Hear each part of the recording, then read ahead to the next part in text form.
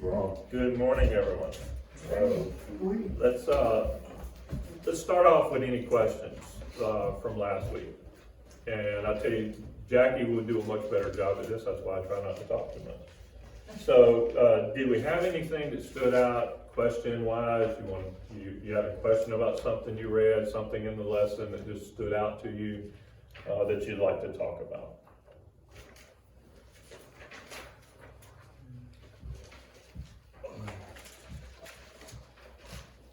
Nothing, huh? So we good? Let me find number 3.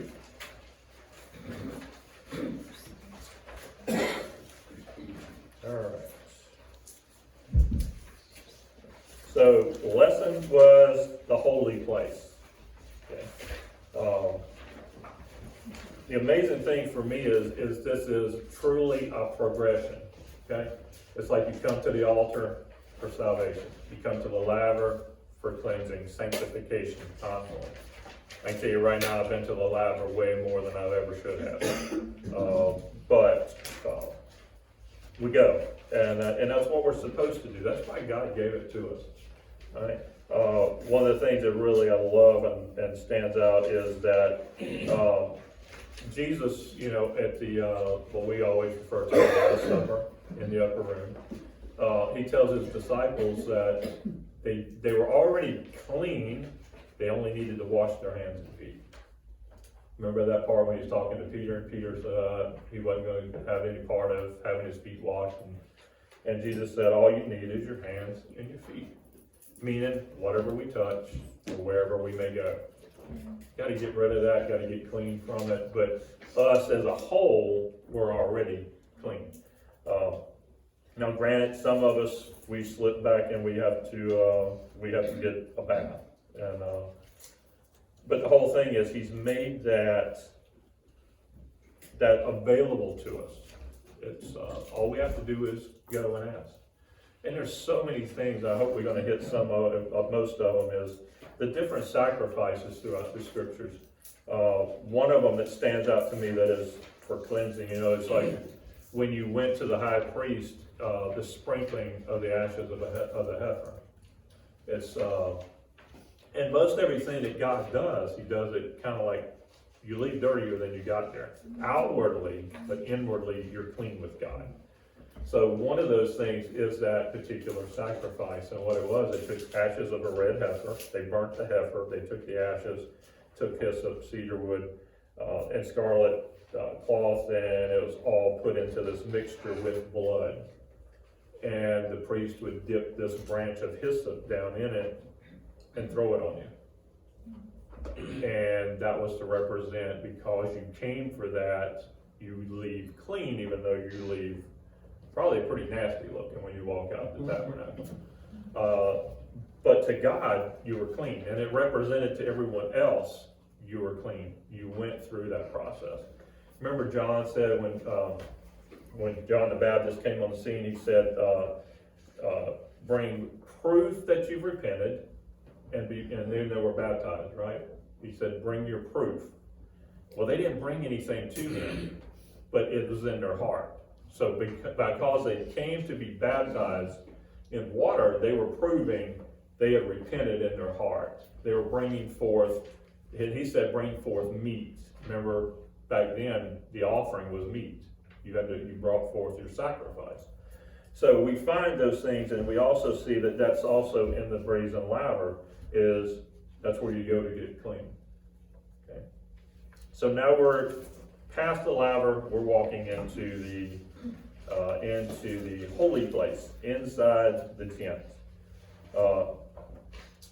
Inside the tent, you have the lampstand on the left, table of showbread on the right, and right in the middle, up near the next curtain, is your altar of incense. So let's talk about the lampstand. Lampstand, has 7 lamps. 7 is always what? God's perfection. And let me change this.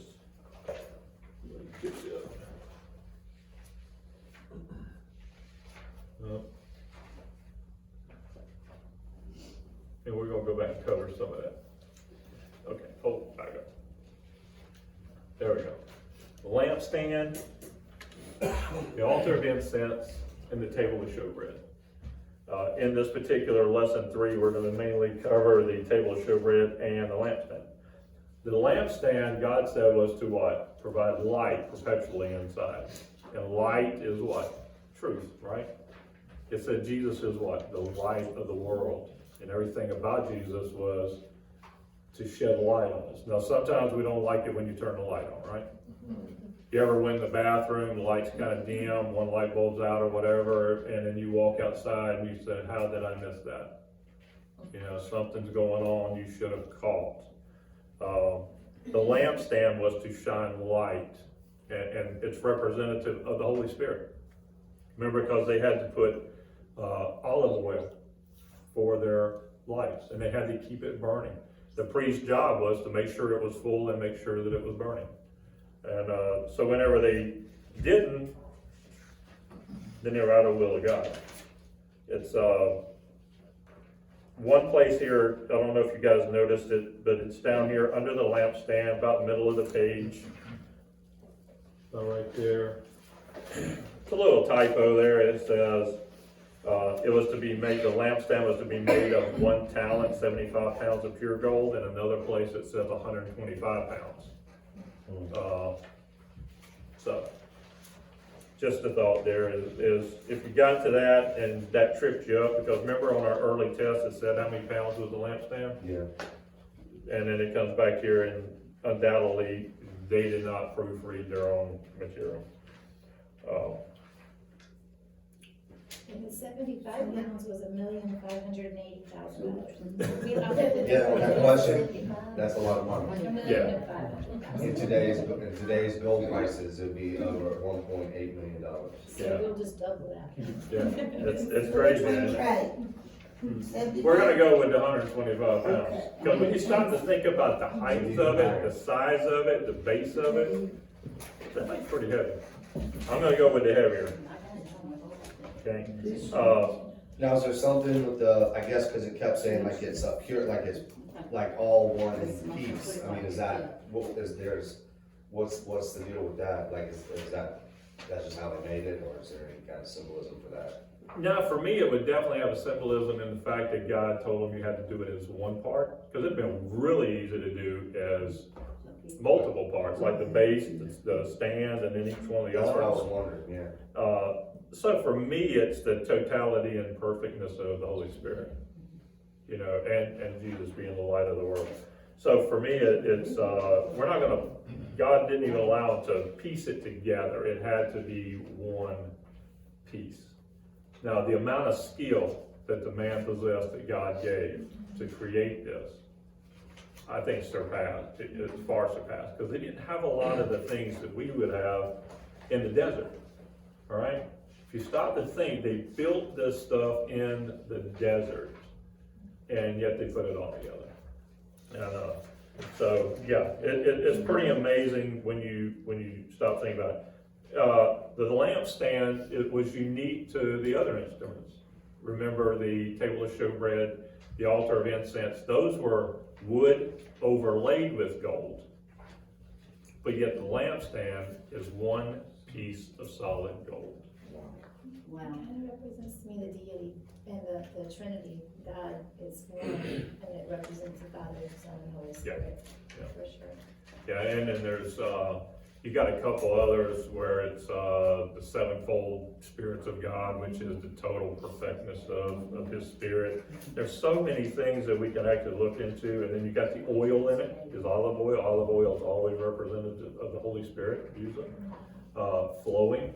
So when you stop to look at those different aspects of it, What about it's so amazing. sorry to interrupt, what about the almond, like the flowers, the almond buds, like is there, I didn't really see the symbolism, what was that for? Almonds, everything that I've seen and read in the scriptures, almonds was the preferred nut that they always referred to as meat, meat, and we also go back and find out that later, remember Aaron, when there was a rivalry between Aaron's cousins. One said, I ought to be the priest, another one said, I ought to be the priest, and God said, okay, throw your staffs down, let's see who's gonna, bring your staffs, and then tomorrow we'll pick and see who's gonna be priest. Turns out that God chose Aaron's staff was an almond tree branch, and it buds, flowers and buds, and it produces an almond, and it's been dead. So I think for me personally, there's so many avenues you can look through the scriptures, but it is the one nut that, God used to show totality. And almonds, actually, if you take it into the scientific realm, almonds is one of the nuts that is the healthiest nut in the world. Sad to say I cannot eat them. I'm highly allergic to them. So anybody else know anything about it you'd like to share about it? Research? Yeah. So if I am stuck on a deserted island and all it's got is almond trees, I'm going to be with Jesus.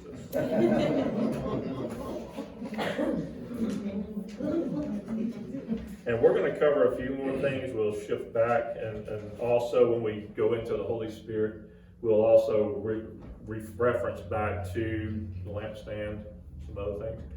One of the really cool things that we've got right now is in archaeology, we do have some recreations of the menorah, the lampstand.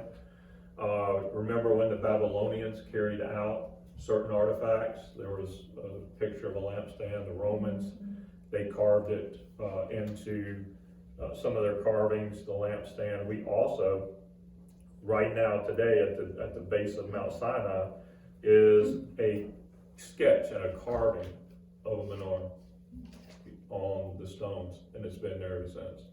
So it's significant, and when you start to look at the others, where's the other place we see a lampstand at? Remember the last study we did, for those of you that were in it? Book of Revelations. There's a lampstand where? In heaven. Remember? You got one representation of it? Okay. So it's really amazing. I'm trying to see what notes we might have had on here.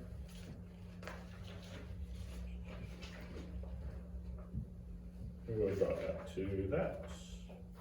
Okay, table of showbread. Let me see if there's something else in there.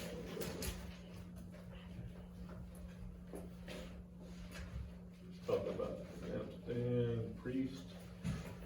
Yep, priest had to trim the wicks. Anybody ever had to use lamp oils, oil lamps? Am I the only young? I got to be. I'm the only one. No, we had some. No, I'm gonna reveal some. I mean, I grew up dirt poor, hillbilly in Tennessee. My grandparents were ministers, and they raised me for the time my family went around. And we still use them up there. It's my grandparents still use them. So, what happens if you don't trim a wick? Light goes out. Smokes like crazy. It will literally run you out. You'll have black smoke all over the ceiling. So God, it's you had to trim wicks. Now you had a couple different lamps in Israel. You had the one. How many of you remember the one little lamp that's looks kind of like what we refer to now as a genie? Little, you got a bowl over here, and it comes out. And it's got a little hole over here. You fill it with oil here, and you just light the oil. But this had wicks that literally had to be trimmed to keep it not smoking. One of the biggest things is God didn't mind smoke outside, but he didn't want burnt smoke inside of the holy place. Now we know on the altar of incense, they put incense on it, which burnt different, right? And then you had the censers that they walked around with that had incense in it. But God was not going to let his wicks get charred and burned. They literally had to work. So it's the same thing for us. If we don't maintain our relationship with the Holy Spirit, we don't keep fresh oil in that lamp, we're going to run out of oil for one. And then the second is we're going to end up to be something people don't want to be around. Because we're going to put off, instead of light, our light will go dim till it goes out, and then we're going to put off smoke. So if we represent ourselves with the different things God's given us, we're gonna find that He gave it to us, there's a reason. Keep yourself full of oil and keep yourself trim. Remember at the laver, we're keeping ourselves clean, right? You get inside, there's work to do. For the people that say you're saved and you don't do anything, they didn't read James. Because James said, show me your faith without works, I'll show you my faith through my works. But yet, he's constantly showing us that once we get saved, there's things we have to do, and we keep doing. So, see what else we got. Covered that, 6 for shaft, 6 branches. Each one has knobs and flowers. And for me, the knobs and the flowers, it's really amazing that he made that on there, and then Aaron's rod is gonna be an almond tree and buds with flowers and fruit. Yeah. Table of showbread, or the table of presence. Remember the table of showbread? Any questions, any comments, something new that you found, that you saw? I have something cool. When I was doing the Lord's Prayer a couple weeks ago, it says, give us this day our daily bread.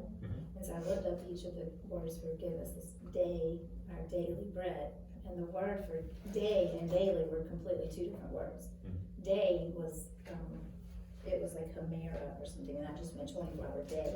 But daily was Epusia, I might be spelling that wrong, but it was the bread of our necessity. So basically he's saying, give us this day the bread of our necessity. And I thought that was so cool, and then the bread was, of course, a different word as well. But